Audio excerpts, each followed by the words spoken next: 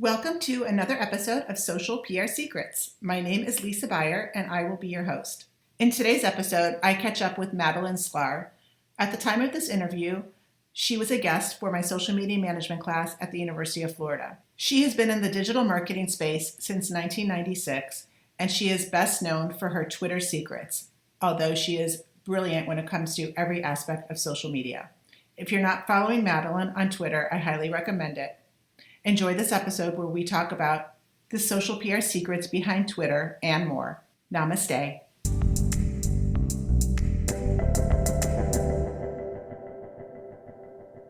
Hi, everybody. So welcome to week 6, and I'm so excited to have Madalyn Sklar here with us. Hey, Madalyn.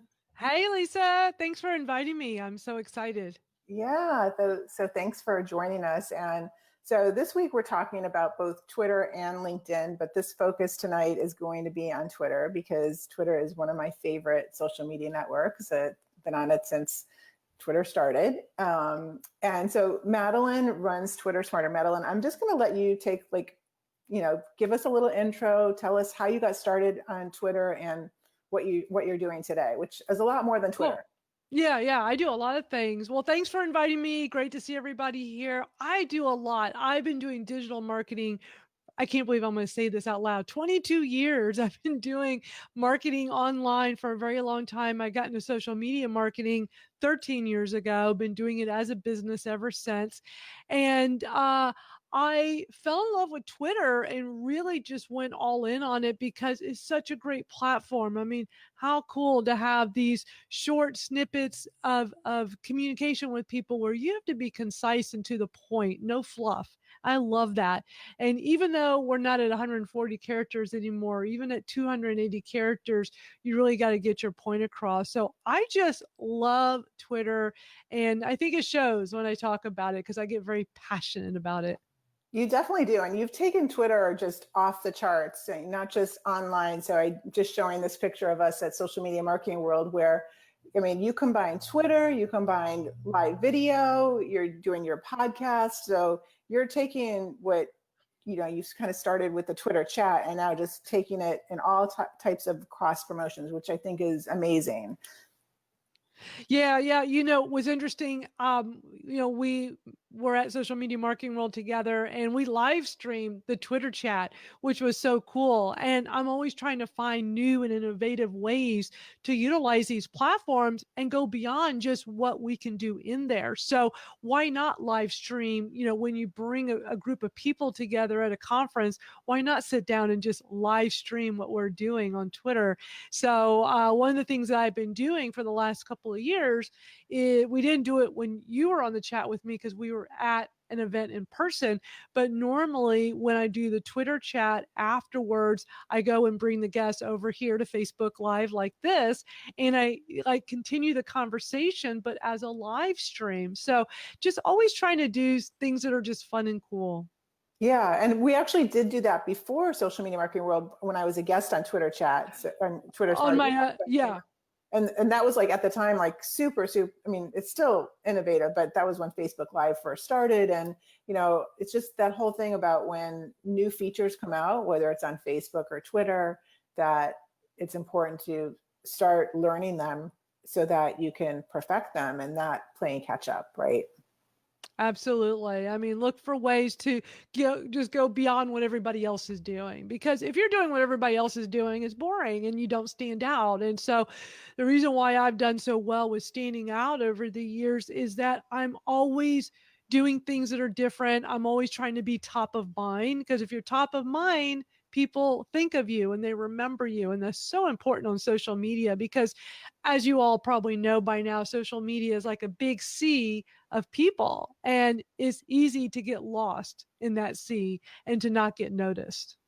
Definitely. So in this class, Intro to Social Media, we have amazing students. So I just want to say hi to some of them. Hey, Sherry, Lillian, hi, Carrie, Celine, Amber, Jenna, Julia, thank you all for coming to this live lecture. And this is just an awesome opportunity to meet with Madalyn and ask her questions. So feel free to put your comments your questions in the comments, and we'll try to get to all of them. But I know some of you have already sent me questions ahead of time, so I sent them to Madalyn, so she knows what those are too. So hopefully we'll get to all of them. And I'm coming from Celebration, Florida. So Madalyn, where are you coming from? I'm in Houston, Texas. In Houston, and our students are all over the United States. Some of them are also, globally, Hawaii, Alaska, all over. So we're bringing a great group together here. So let's just kind of get right into it. I love this.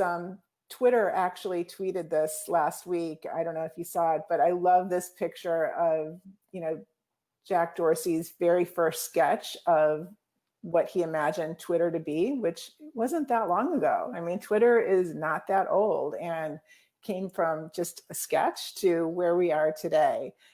So what has been your experience from, the beginning to today? Like, what do you see are kind of some of the biggest differences, and what's really something that we should be focusing on today? Well, when it comes to Twitter and really with all social media, it's about connections. It's about connecting with people and building relationships from that. Prior to social media, when you had an online business, the way you grew it was by email marketing. Like, really, email marketing was what we had. We didn't have a way to communicate with people other than that, unless they just came to your website. But we mostly just had email. Now we can connect with people in real time on social media. And what I love about Twitter is that I can hop on there and just start chatting with people and have this back and forth conversation. I've chatted with rock stars. I've chatted with all kinds of people of influence. I always say that if the person you're trying to reach, and I mean, you can shoot for the stars here, if they use Twitter, you have a chance to get in front of them and get seen and heard by them. That's pretty amazing. And you don't really have that with other platforms, at least not at the level that you can on Twitter. So I just think it's just the best platform for communication. Yeah, I definitely agree. And, just coming from a public relations background and seeing public relations develop over the years from traditional, going through the journalist, the gatekeeper, to all of a sudden, Twitter coming onto the scene, and all of a sudden we have direct access to pretty much any reporter, any journalist, any celebrity, any influencer that we want to have contact with. I mean, I've had Mark Cuban, retweet and message me through Twitter. And when would that ever happen? And I see also, celebrities like Ariana Grande, being, very interactive directly with their audience. So it goes both ways. I mean, it's a way for celebrities and influencers and brands to go directly with their audience, reach them directly, and also vice versa. Yeah, that's what makes it so great. I mean, it wasn't really that long ago where celebrities were these people you could not talk to, you could not reach. They were untouchable. Think back to, like, rock stars that we grew up listening to. Could you ever talk to them? Could you ever communicate with them? No, not like this. So it's interesting to see people of influence embracing social media today, and you can actually hop on and start conversing with them. It's unreal. Yeah. And I mean, even big brands were not accessible. Right. Customer service was 1-800, pick up the phone, wait on hold, nobody answers, you leave a message. I mean, it's just like this endless loop, a vicious cycle. And now brands really have to be on their game because Twitter is immediate, real time. Yeah, exactly. And I mean, this is like the best time to launch your own business online and have your own personal brand, because this levels the playing field. I mean, you can be on social media, you can be on Twitter, and you can have the same presence as a large company. And no one would even realize it's just you. That's what websites did years back. It gave us the opportunity for the small company to compete with the big companies, because on a website, it levels that playing field. And so here we are today with social media, same thing. And so, it's quite exciting. I mean, I love talking about it. I'm sure it shows. Yeah, definitely. So in 2018, what are some of your Twitter favorites? Twitter from a business standpoint, what are maybe some things that you love that businesses can do? Well, gosh, there's so many things. I mean, first and foremost, just being consistent on Twitter, just showing up consistently, not when you can make time for it, maybe today, maybe later in the week, but try to make that effort to show up every single day. Even if you're able to do just 10 minutes a day, you'll be amazed at results you get just by showing up and start connecting with people. You can build such great relationships on there. Another thing with Twitter is a great way to organize it is using Twitter lists. And what you're able to do with this is you can have your own custom feeds. People will complain to me and say, well, Madalyn, I get on Twitter and there's so much noise. There's just so much going on. And it just doesn't work for me. Well, they weren't using Twitter lists, because when you go create a list, you're basically curating your own feed of who you want to listen to. And this really opens up Twitter to be something much more exciting to use. So for instance, I could say, well, let me build a Twitter list of just people. Like, we'll use, our conference we went to together, Social Media Marketing World. One of the things I'll do when the conference is coming up, maybe a few months beforehand, I'll start building a list of people I'm talking to that's going to be at the conference. And this will be a great way for me to, just build these relationships and just be able to, at any time, come onto Twitter and see what is that group of people, what are they talking about, what are they tweeting, and, allows me to easily jump into the conversation. You can do this in your industry, have a list of, top industry people. You can have a list of competitors for your business. There's so much you can do, because one of the beauties is you can make this list private. It does not have to be public. So you can create these private lists, but this is just a great way to make Twitter easier to view. Yeah, that's a great point. And I love making Twitter lists for journalists and reporters that maybe cover your industry, and that could be a secret list, but just following what types of stories that they're writing about and giving them props when in reshares of things that you're helping them out, or even seeing what they're trying to write about, and maybe sending them a direct message on helping them with stats. And it's really a great way to establish a relationship. I believe it's the new media relations is Twitter. Absolutely. And it's a great example of utilizing Twitter lists. When you have a public Twitter list, when you add people to it, they will get a notification, which Yeah. is awesome. It's a great way to make yourself stand out. One of the things that I'll do when I'm curating a really great list and it's public is I'll give it a cool name. So that way, when I add someone to it, let's say for like here's an example for social media, since that's my industry, I initially had a private list for my eyes only, and I just put all these different industry people in there. They're not getting a notification because, again, it's for my eyes only. But once I make it public, once I add people to it, they'll get the notification. So I don't want to just call it something boring like social media, because they're going to get notified when I add them, and they'll be like, Madalyn Sklar added you to her social media list. Well, big deal. So I call this list Social Media Smarties. Yeah. And it really says what it is. And who wouldn't get excited to get a notification saying Madalyn Sklar added you to her Social Media Smarties list? So you can get great interaction with people when you add them to your list and you have a cool name attached to it. That's a great tip. Simple things like that. It doesn't have to be anything extravagant. Yeah. And so you were talking about a little bit about listening. And so that brings me to Twitter tools. So how do you listen? What are some of your favorite tools when it comes to monitoring and listening about conversations that might be about your brand or competitors? And how do you keep up with all that? Maybe not just in Twitter, but platforms that can listen on a variety of different platforms for social media networks. Yeah, the one that I use is Hootsuite. I'm a big fan of Hootsuite. I've been using them since they first came out a really long time ago. It's great for listening on Twitter, because what you can do is you can put your different Twitter lists in there and very quickly and easily view them all at once, because the platform is basically columns across your screen. So I can see maybe 3, 4, 5 columns, and I can easily take a quick visual and see who's talking about what what tweets, what conversations that are going on that I can jump into. And it goes beyond Twitter. Hootsuite also works with all the other, they work with all of them, all the platforms. You can use it. But if you're not a fan of Hootsuite, TweetDeck is pretty much identical. Is Twitter only, is owned by Twitter actually. So TweetDeck is very popular, is really good. I just prefer Hootsuite. So they both pretty much do the same thing. Does TweetDeck or Hootsuite, do they actually provide reporting when it comes to listening? I don't think TweetDeck does, but does Hootsuite provide any type of report or analytics on listening? Hootsuite does, but if you're like, there's like a free account, there's a paid, different levels of paid accounts. The more you pay, like the better type of account you have, the better the analytics are. So it really just depends on the type of account you have.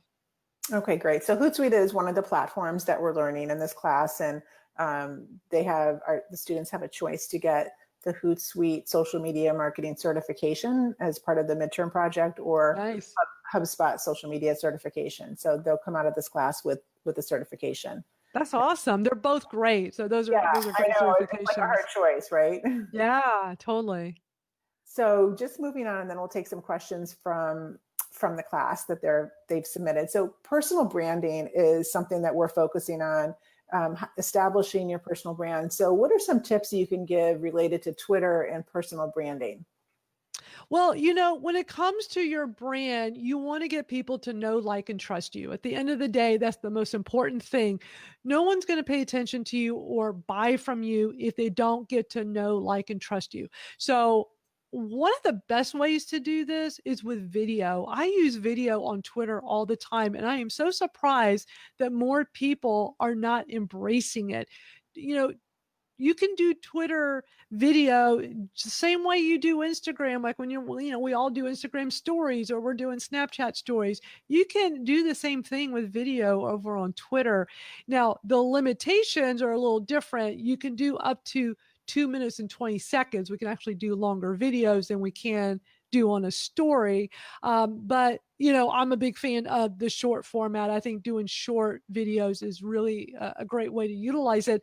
So one of the things I do very regularly are video replies. And actually, I did it to one of your students earlier, because she had tweeted me that she was excited about coming to class.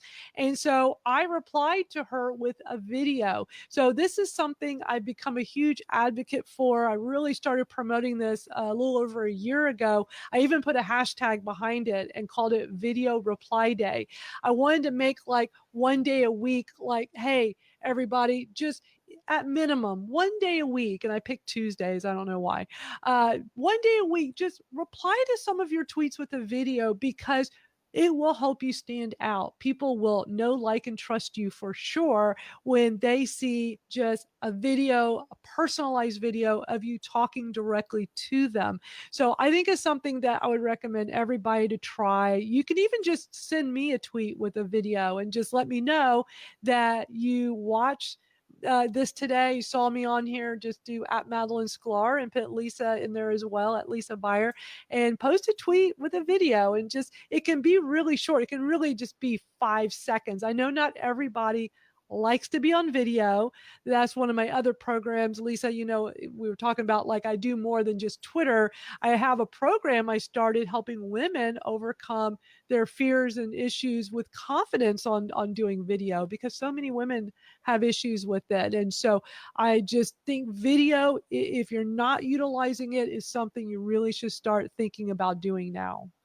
I love that. So, okay, so you heard it here. So this is actually going to be an assignment from the live lecture. So let's send Madalyn a video reply and practice that with the hashtag. What's the hashtag again?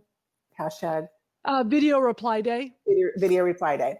So that's going to be part of the assignment for this week. So that's a great tip. I love it. Yeah. And I was just at Inbound a couple of weeks ago and got this. I didn't hear this tip. This is a great tip. But as you know, video is the direction, and it's the most consumed type of content that the users really want. But like you said, there's not that much competition of people actually using video effectively.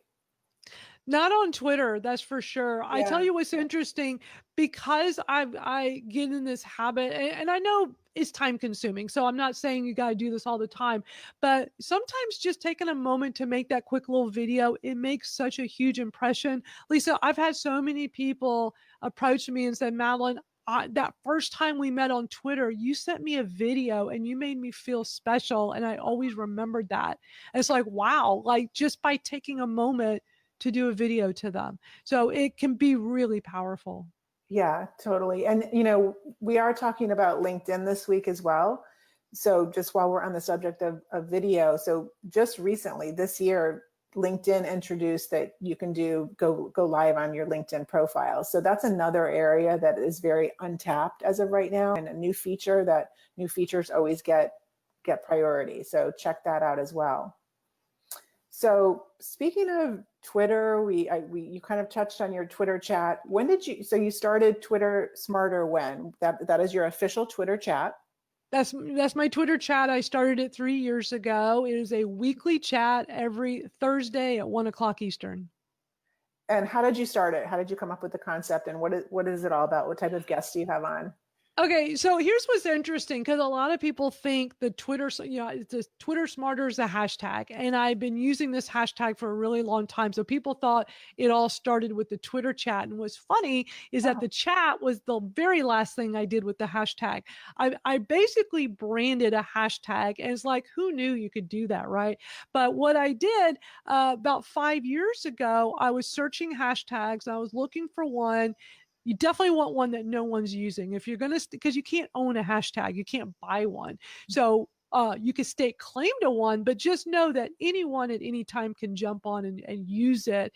So I want to have a hashtag where I can say, hey, everybody, if you go to Twitter and you put in this hashtag, so it was Twitter Smarter, I'm going to post articles and information about Twitter marketing. So that way, if you're trying to learn how to better use Twitter, every time I come across an article, every time I come across information, I'm going to post it on my Twitter, in my Twitter feed, with the hashtag pound Twitter Smarter. So I started that 5 years ago. I've been doing it every day since.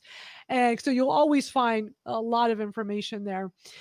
So I started that first. And then maybe a few months later, I decided to start an online training course. So I called it my Twitter Smarter Masterclass. So it's an online training course teaching beginners how to best use Twitter. And I teach it about once a year live, but it's also available to go at your own pace. So that's available through my website.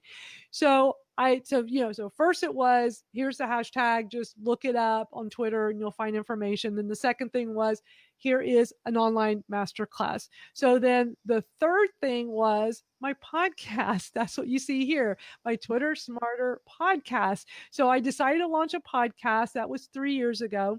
No one was doing a podcast about Twitter. There are plenty of podcasts about social media marketing, and they'll sometimes talk about Twitter, but not one dedicated to Twitter. And I was already all in on helping people learn how to use Twitter. So it made sense for me to start a podcast on that. So that's what came next, the podcast. The podcast was so popular that 2 months later, I started the Twitter chat. So it's been this whole progression of the hashtag, and everyone seems to know me as Twitter Smarter. So I really did a great job branding it.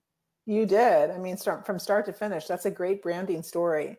So part of the assignment this week is going to be pick any Twitter chat to cover, and yours is on the list. So it's Thursdays at 1 p.m. Eastern time. So that's going to be part of the assignment. And we have a few minutes now. I want to just go through some of the questions that we had earlier, and I'm going to bring them up on the screen. So this one is asking about the increase in the character limit from 140 to 280. So forever, it was 140, and then they changed it to 280. How do you feel about that? And do you think that we're going to see more changes? Well, okay, when they were first talking about making this change, I was really against it, because my stance on this was, wait a minute, 140 characters is what makes Twitter Twitter, right? Me It's too. like I Yeah. could not imagine doubling the number of characters because people are going to go crazy with it. And then we're going to spend all this time trying to read all of this content. And how is this going to affect Twitter chats? How are we going to, it's hard enough to keep up. My Twitter chat moves at lightning speed. There's so many people that attend each week. How are we going to keep up? So I was very wary about this. So they went ahead and did it. And very quickly, I noticed that people really got it out of their system of doing like they did the 280s a few times. Like, oh, this is cool. I can do long tweets. And then it kind of stopped. Like you really don't see long tweets all the time. People really do stick at the 140. So I've been really pleased with that. I think it's fine. It's great that you have extra characters when you need them, but most times we don't utilize it. Awesome. Yeah, I agree. And I was the same way. Change is hard when you're Yeah. used to something. But I think that if anything, nothing's really changed that much from the 140 to 280. So here's another, this is an interesting question. So what cascades effect will wearables and VR have on Twitter? Will we ever get to see our favorite celebrities showing us using VR? So combining VR and Twitter. Have you heard much about this? Not really. So I know that they're working on things with AI and some VR, but they haven't really put anything out yet. So not too much going on just yet. But I'm sure that's going to change at some point. Yeah, VR is really exploding right now. Yeah. So I would be shocked if they don't have something happening behind the Something scenes. brewing. Yeah. So here's a question. If you're promoting a business, is it better to use your logo for your profile photo or go with a headshot to make your page more personal? That's such a great question. Now, if it's your own personal brand, like my brand is Madalyn Sklar, then of course it makes sense to use my headshot. My profile picture should be a headshot. You want it to be a picture where people can recognize you. If you are at a conference right now, make sure that picture works so that people would recognize you at an in-person event. Very, very important. Too many times I see people put these photos in that are too far away and you can't make them out. And if you're looking at this on your phone or you're scrolling down on your computer, it's a little tiny, tiny picture. You can't even make out what it is. So always have a good headshot. Now, if it's a company, it just depends. You can have a profile dedicated just for your business. So you would put your logo, but make sure the logo translates into the square image well, it's actually a round image now, but it needs to fit in there properly. When you see a logo that's like very rectangular, it doesn't look very good and you can't even read it. So make sure you work on adjusting it. And you may need to bring a graphic designer in to fix it and make it social media friendly, because for profile images, they're typically a square image. So it needs to fit well. So yeah. I see that a lot when I do social media audits, and brands will have a long horizontal logo that they're trying to fit in this tiny space, and it ends up you can't see it. Oh, and always recommending. I mean, it's almost like if you're starting a business and you're creating your brand logo, it's something to take into consideration. That absolutely logo, something that needs to be able to be very visible in the feed, is super important, not just with Twitter, but LinkedIn, Facebook as well. Yes, all of them. Exactly. That's a great advice right there. So for sure, think about social media when you're building your brand. So a couple more questions here. So this is basically, how do we see Twitter reacting and tackling the major concerns over fake news, which, that is a huge issue right now, using social media to spread misinformation, whether it's about, the election or just in general. How do you know what to believe and what do you think is being done? Yeah, Twitter is trying hard to really keep the fake news out, but on the flip side, they want people to have freedom of speech. So it's this fine line. I was just reading yesterday that James Woods, the actor, had his account turned off. They disabled it on Twitter because apparently he had tweeted something back, I think it was in July, that was really being misconstrued as to something with the election and fake news. And, it was a big mess. And he's saying, like they said, take this tweet down and we'll reinstate your account. And he's like, no. So it's really this fine line. It's like, on one hand, shouldn't you have freedom of speech? But on the other hand, you're really trying to watch what content is out there and the fake news and all that. So yeah, it's still a big debate going on. Yeah. So one more question from the students, and then I have a question. Okay. So what about editing tweets? So it's really not possible. You have to, if a tweet goes wrong, you can't edit. You have to delete it. Yeah. Yeah. And there's, even when you delete it, if it's gone out into all the different there's easily, screenshots can easily be taken and things still are out there. So from a PR perspective, you have to be really careful. And we've seen time and time again, brands getting in trouble for making mistakes, things going out that shouldn't have, or things that were scheduled. And then all of a sudden it's inappropriate because of these social, tragic things that are happening in the news. And all of a sudden you can't predict that your brand is somehow, it's being misinterpreted. So definitely something that you have to be very aware of and stay on top. You gotta be careful what you say. I mean, do you remember the story years back, that PR girl that was flying to South Africa? Oh, yeah. And right before she left, she did a tweet that was very racist. And I will never forget, because I was watching this live on Twitter. I actually have it in the class. It's something it's a crazy story that, she's flying. She has no idea what's happening in the world, that everybody's talking about this tweet she did. And, you can't take it back. It's done. So the harm was done here. And, she landed, and I mean, there were cameras. There was news crews waiting for her, and she had no idea what was going on, and she lost her job. So yeah, you got to be really careful, and don't drunk tweet either. Right. So yeah, and I mean, you don't recover from these types of things. I mean, it's hard. Yeah. She actually, her career was, from how she knew it, was over because of that. Definitely. So just one last question, and this is from me. So, I'm writing Digital Detox Secrets, and it's how to have this balanced life in this crazy digital world. What are some recommendations? How do you balance things out? Do you take time off from Twitter, and how do you step away? What are some tips that you can give? Well, great question. I don't really step away, because people know me as a Twitter marketing expert. And when you reach a certain level with that, it's like you can't just step away, because that would actually be damaging to my career. But I do make time to step away, over the course of the day. I schedule lots of things. The thing is, there's this fine line with scheduling on social media, and especially with Twitter.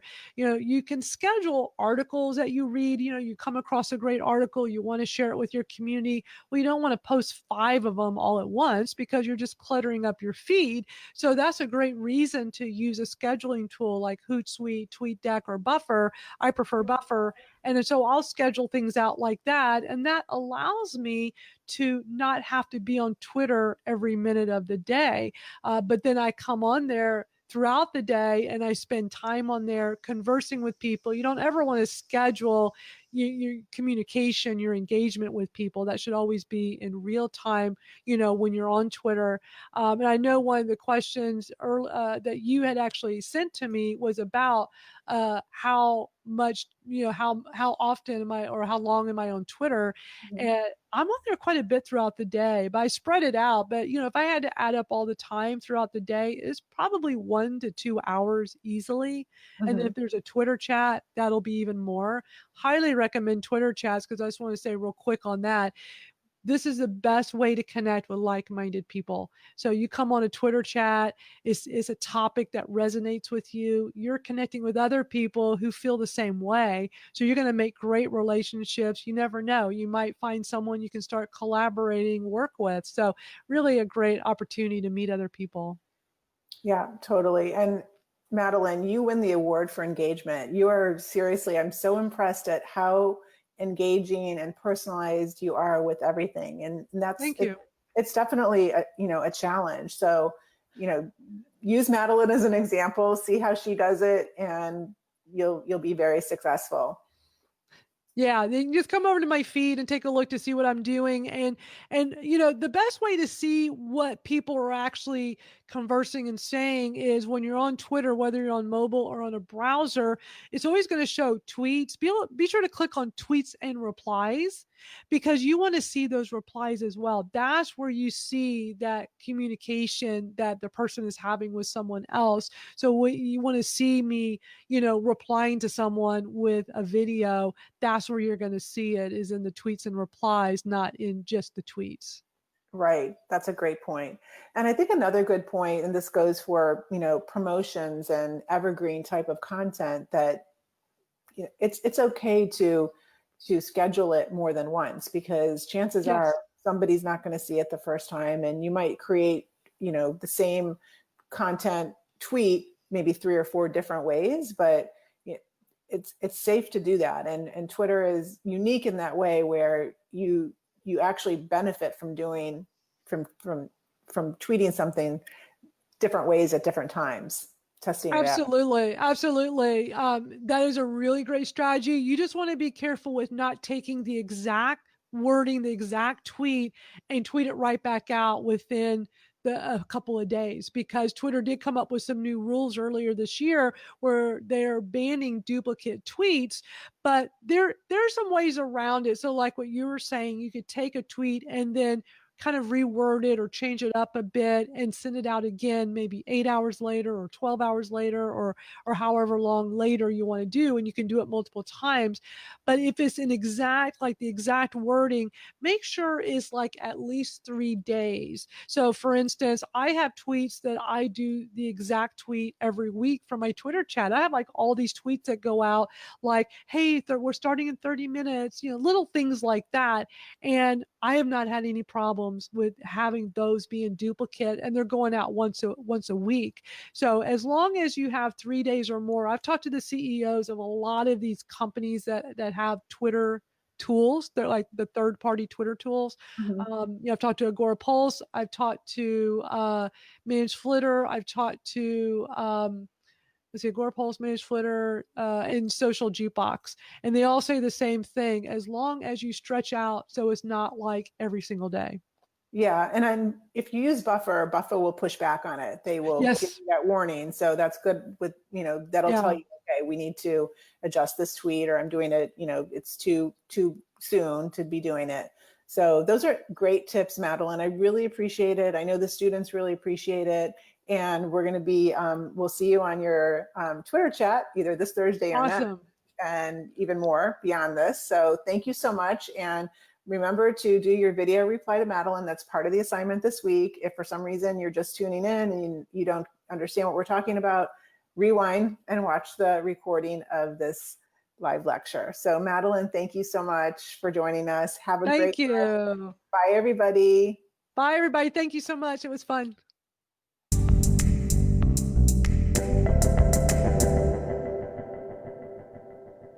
Thank you for listening to this episode of Social PR Secrets. If you like what you heard, check out the book on Amazon or follow our blog at socialprsecrets.com. This episode was sponsored by the Buyer Group, a social PR agency striving to keep our balance in the digital world, practicing public relations, social media, and search marketing, while occasionally drinking a glass of wine or two for the best creativity and results. Thank you all for tuning in. If you would like to get a free chapter of Social PR Secrets, go to socialprsecrets.com/free.